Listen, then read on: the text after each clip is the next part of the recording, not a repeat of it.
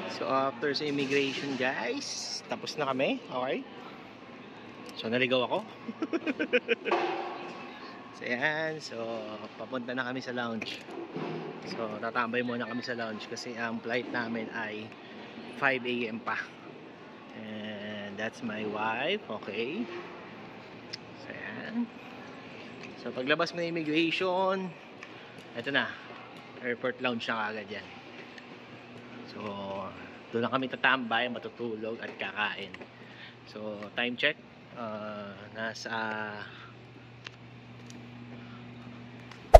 Hey there. Subscribe to my channel. And also press this bell icon. Lang kasi walang ganong tao. So, maganda pala yung gatong oras ng flight. Ayan, airport lounge. Okay. So, ito na. Second time namin to. Okay, so sana konti rin ng tao. So, ayan. Okay. So, level 4 siya. So, mamaya bababa lang din ulit dito. Okay. So, sa Pugs kami. Okay, so dyan kami. So, dyan yung kanang card ko.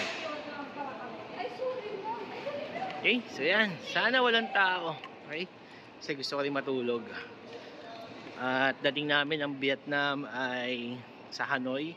Mga bandang 7 or 8. Depende. Okay? Kung di madya-delay. Tapos yan. So walang tao sa airport ngayon. Saya. Okay. Eto hindi ko pa natitry dito. Hoping. Susunod. Okay? Silver Chris Lounge. Tapos yung sa dulo yung Pugs. Okay. So kompleto yan. May buffet, pwede ka matulog doon, pwede ka mag-charge. May alak, may beer, may wine, may vodka. Okay, so ganoon. So, unlimited yung buffet. Pwede ka mag-shower, yung pinakamasarap sa lahat. Okay. So requirements na dito, kailangan meron kang credit card na ino-honor nila. In our case, that is RCBC Platinum. Okay, so yun yung ino-honor nila dito. Kailangan na nila ng valid ID. Tapos check nila kung active yung card mo, syempre. Okay, so babawasan nila ng piso. Sin piso lang. Okay. Ngayon, wala kang card, this is 1,500 pesos per head. So ngayon, ako plus free yung asawa ko. So ito siya. Okay. So yan. Okay. So kailangan nila yung boarding pass nyo. Okay. Yan yung area ng lounge. So walang ganong tao ngayon. Okay. So yan na. Pili kami ng place. Check natin ha. So yan. Nakaupo na kami guys. So ito yung area nila. Check natin. Uy, open yung dulo. Nice. Dati sarado yun eh. Okay. So ito yung coffee. Sa mga gusto mag-coffee. Okay. Later na ako. May calamansi juice and iced tea. Ayan yung favorite. May wine. Okay. May tanway sa mga Pilipino. And there's Black Label. Okay. Gordon. Okay. Sa mga beer. Soft drinks. Congee. Ang gusto ko dito yung biryani nila eh. Ayan ako meron. Check natin later. And then cereal. Okay. Bread loaf. Garlic and herb roll. Okay. Tapos ito toast na lang.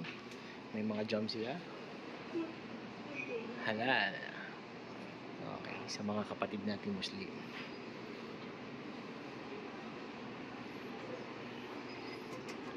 Wow. Spinach. Nice. Yung dati is macaroni sa piata. Di ko maalala. Okay. Chicken and Caesar code. Wala silang biryani ngayon. Pansit tabab. Okay. So, hindi makakapag-rice yung asawa ko. Okay. So, yan. So, ito siya. Ano yan sa kabila? Lounge to po din po yung mga desserts natin. So, sineparate nyo. So, andito yung dessert. Check natin yung dessert. Okay. So, ito. Okay. So, pwede rin kami dito. Okay. So, halo-halo. Okay, ikaw mismo gagawa. May munggo,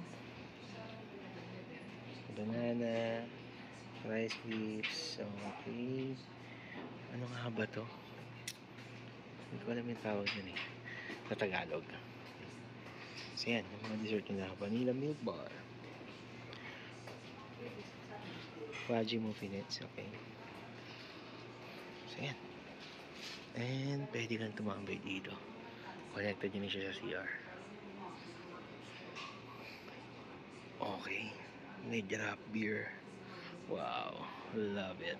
Okay. So yan, balikan ko na yung asawa ko.